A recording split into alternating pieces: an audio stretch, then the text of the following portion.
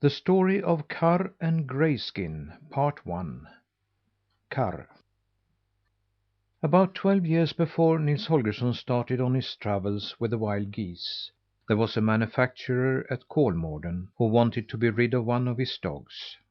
He sent for his gamekeeper and said to him that it was impossible to keep the dog, because he could not be broken of the habit of chasing all the sheep and fowl he set eyes on. And he asked the man to take the dog into the forest and shoot him.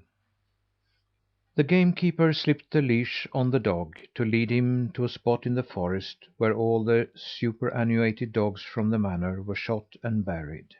He was not a cruel man, but he was very glad to shoot that dog, for he knew that sheep and chickens were not the only creatures he hunted. Times without number he had gone into the forest and helped himself to a hare or a grouse chick. The dog was a little black and tan setter. His name was Karr, and he was so wise he understood all that was said. As the gamekeeper was leading him through the thickets, Karr knew only too well what was in store for him. But this no one could have guessed by his behaviour, for he neither hung his head nor dragged his tail, but seemed as unconcerned as ever. It was because they were in the forest that the dog was so careful not to appear the least bit anxious. There were great stretches of woodland on every side of the factory, and this forest was famed both among animals and human beings because, for many, many years, the owners had been so careful of it that they had begrudged themselves even the trees needed for firewood. Nor had they had the heart to thin or train them. The trees had been allowed to grow as they pleased. Naturally, a forest thus protected was a beloved refuge for wild animals which were to be found there in great numbers. Among themselves they called it Liberty Forest, and regarded it as the best retreat in the whole country. As the dog was being led through the woods, he thought of what a bugaboo he had been to all the small animals and birds that lived there. Now, Karr, wouldn't they be happy in their lairs if they only knew what was awaiting you, he thought. But at the same time he wagged his tail and barked cheerfully, so that no one should think that he was worried or depressed. What fun would there have been in living had I not hunted occasionally, he reasoned. Let him who will regret. It's not going to be Karr. But the instant the dog said this, a singular change came over him. He stretched his neck as though he had a mind to howl. He no longer trotted alongside the gamekeeper, but walked behind him. It was plain that he had begun to think of something unpleasant. It was early summer. The elk cows had just given birth to their young, and the night before the dog had succeeded in parting from its mother an elk calf not more than 5 days old, and had driven it down into the marsh. There he had chased it back and forth over the knolls, not with the idea of capturing it, but merely for the sport of seeing how he could scare it. The elk cow knew that the marsh was bottomless so soon after the thaw, and that it could not as yet hold up so large an animal as herself, so she stood on the solid earth for the longest time, watching. But when Karr kept chasing the calf farther and farther away, she rushed out on the marsh, drove the dog off, took the calf with her, and turned back toward firm land. Elk are more skilled than other animals in traversing dangerous, marshy ground, and it seemed as if she would reach solid land in safety. But when she was almost there, a knoll which she had stepped upon sank into the mire, and she went down with it. She tried to rise, but could get no secure foothold, so she sank and sank. Karr stood and looked on, not daring to move. When he saw that the elk could not save herself, he ran away as fast as he could, for he had begun to think of the beating he would get if it were discovered that he had brought a mother elk to grief. He was so terrified that he dared not pause for breath until he reached home. It was this that the dog recalled, and it troubled him in a way very different from the recollection of all his other misdeeds. This was doubtless because he had not really meant to kill either the elk cow or her calf, but had deprived them of life without wishing to do so. But maybe they are alive yet, thought the dog. They were not dead when I ran away. Perhaps they saved themselves. He was seized with an irresistible longing to know for a certainty while yet there was time for him to find out. He noticed that the game keeper did not have a firm hold on the leash, so he made a sudden spring, broke loose, and dashed through the woods down to the marsh with such speed that he was out of sight before the game keeper had time to level his gun. There was nothing for the game keeper to do but to rush after him. When he got to the marsh he found the dog standing upon a knoll, howling with all his might. The man thought he had better find out the meaning of this, so he dropped his gun and crawled out over the marsh on hands and knees. He had not gone far when he saw an elk cow lying dead in the quagmire. Close beside her lay a little calf. It was still alive, but so much exhausted that it could not move.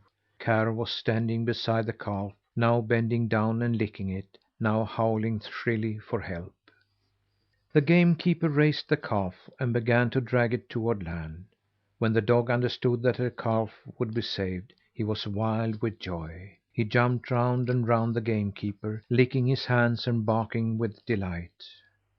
The man carried the baby elk home and shut it up in a calf stall in the cowshed. Then he got help to drag the mother elk from the marsh. Only after this had been done did he remember that he was to shoot Karr. He called the dog to him and again took him into the forest. The game keeper walked straight on toward the dog's grave, but all the while he seemed to be thinking deeply. Suddenly he turned and walked toward the manor. Karr had been trotting along quietly, but when the game keeper turned and started for home, he became anxious. The man must have discovered that it was he that had caused the death of the elk, and now he was going back to the manor to be thrashed before he was shot. To be beaten was worse than all else. With that prospect Karr could no longer keep up his spirits, but hung his head.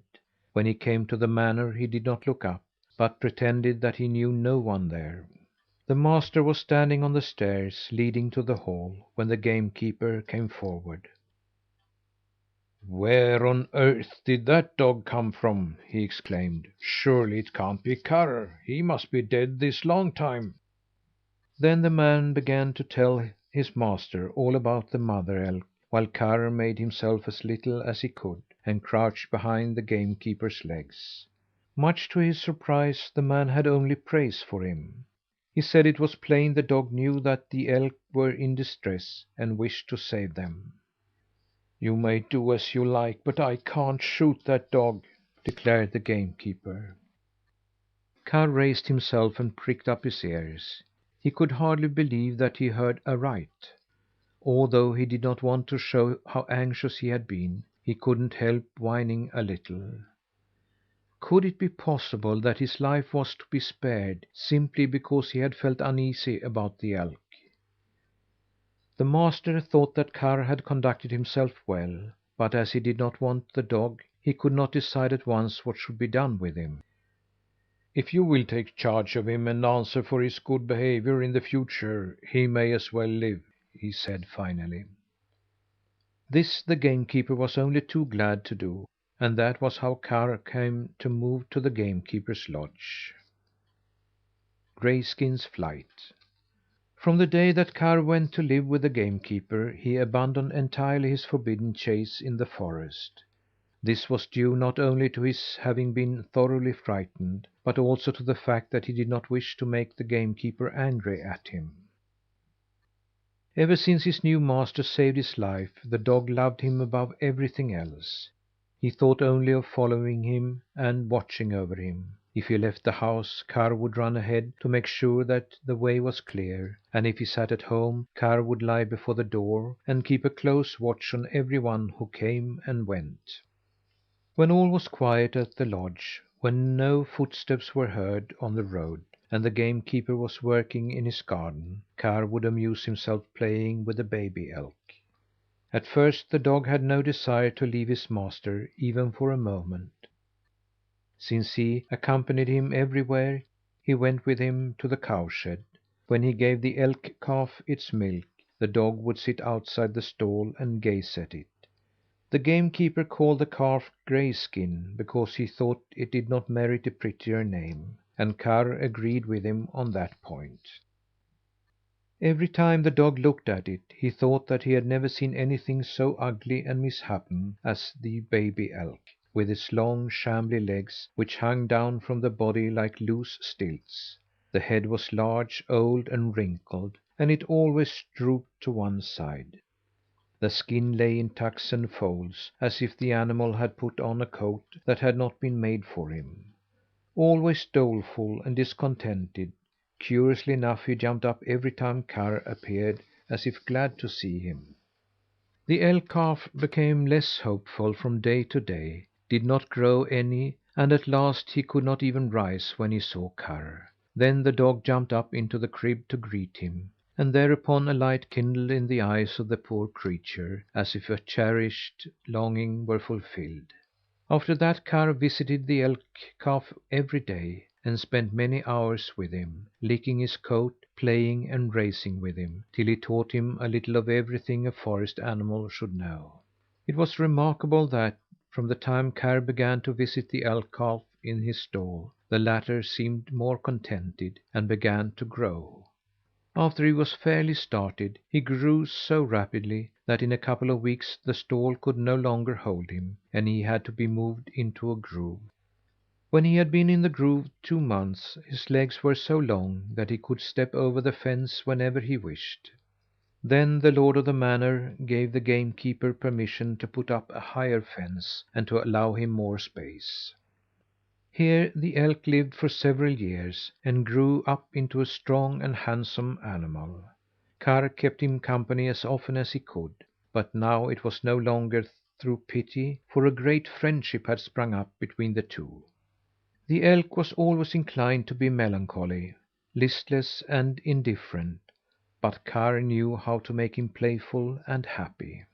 Grayskin had lived for 5 summers on the game keeper's place, when his owner received a letter from a zoological garden abroad asking if the elk might be purchased.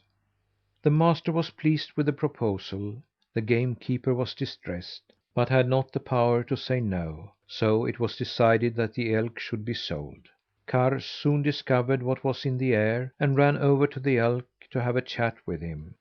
The dog was very much distressed at the thought of losing his friend, but the elk took the matter calmly, and seemed neither glad nor sorry.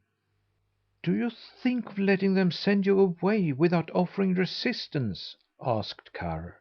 "What good would it do to resist?" asked Grayskin. "I should prefer to remain where I am naturally, but if I've been sold, I shall have to go, of course." Karr looked at Grayskin and measured with his eyes.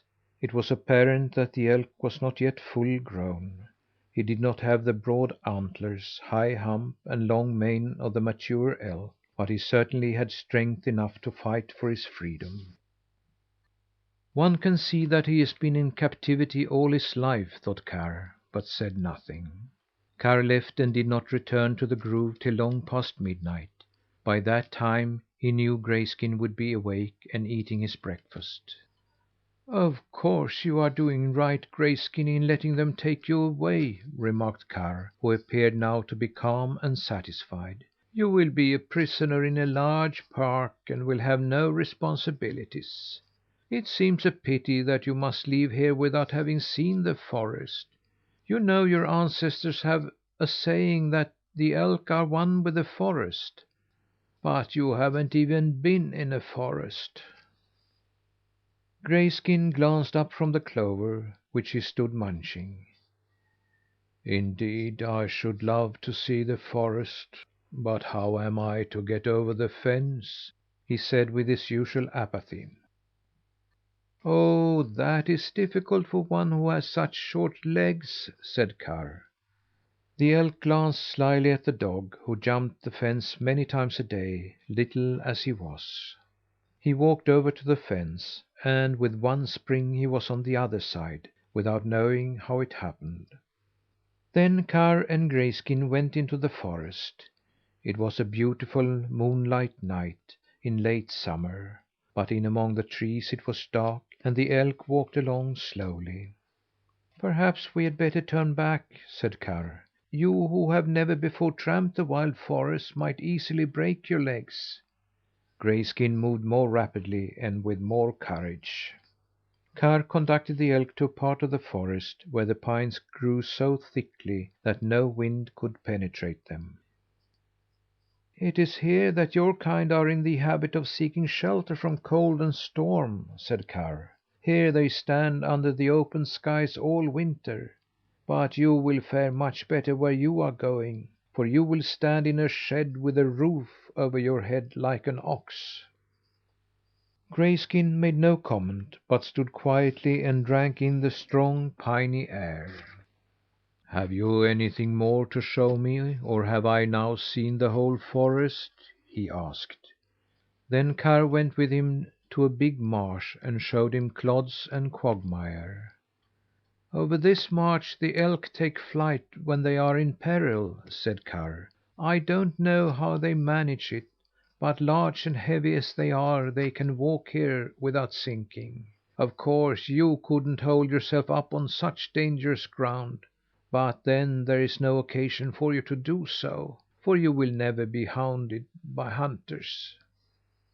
Grayskin made no retort, but with a leap he was out on the marsh, and happy when he felt how the clods rocked under him. He dashed across the marsh and came back again to Karr without having stepped into a mud hole.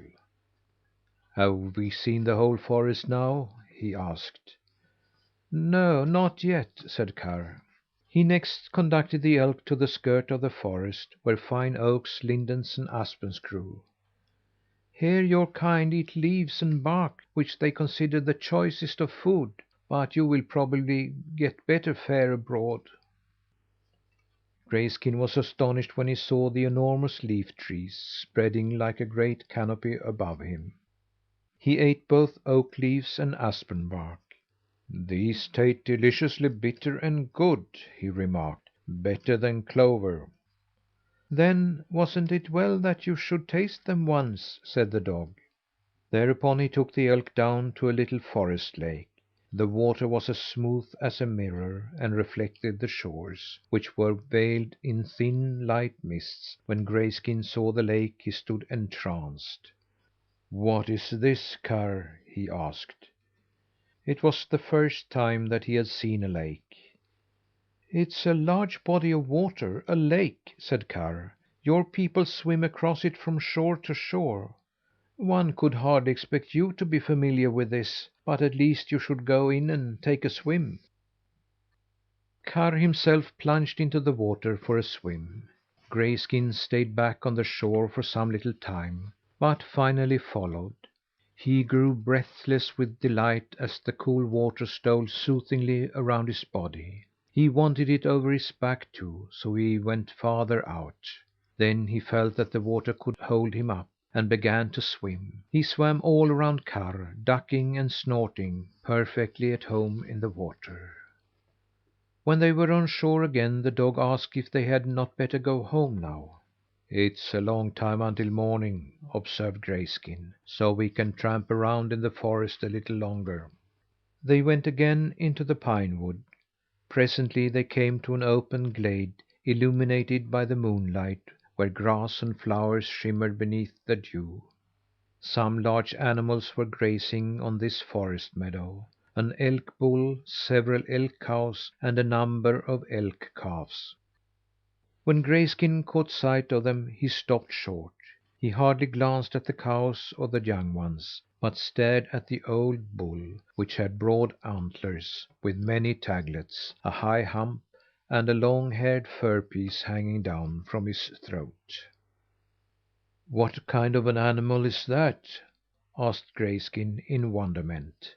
"He is called Antler Crown," said Karr, "and he is your kinsman.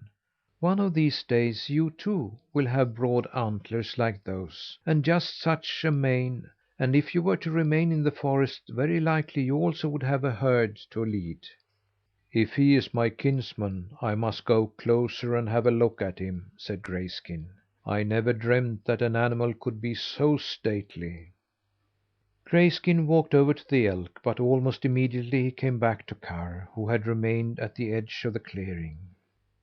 "You were not very well received, were you?" said Karr. I told him that this was the first time I had run across any of my kinsmen, and asked if I might walk with them on their meadow. But they drew me back, threatening me with their antlers. "You did right to retreat," said Karr. "A young elk bull with only one taglet crown must be careful about fighting with an old elk. Another would have disgraced his name in the whole forest by retreating without resistance. But such things needn't worry you, who are going to move to a foreign land." Karr had barely finished speaking when Grayskin turned and walked down to the meadow. The old elk came toward him, and instantly they began to fight. Their antlers met and clashed, and Grayskin was driven backward over the whole meadow. Apparently he did not know how to make use of his strength.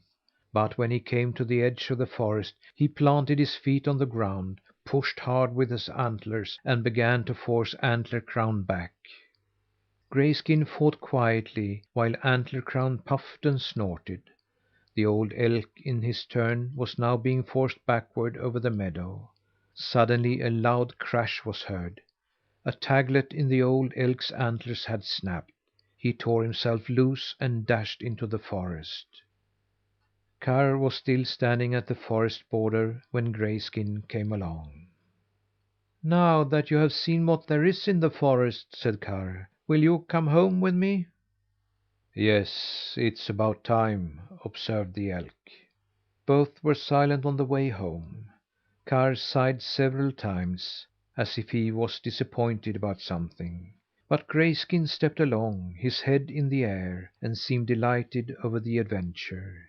He walked ahead unhesitatingly until they came to the enclosure. Then he paused.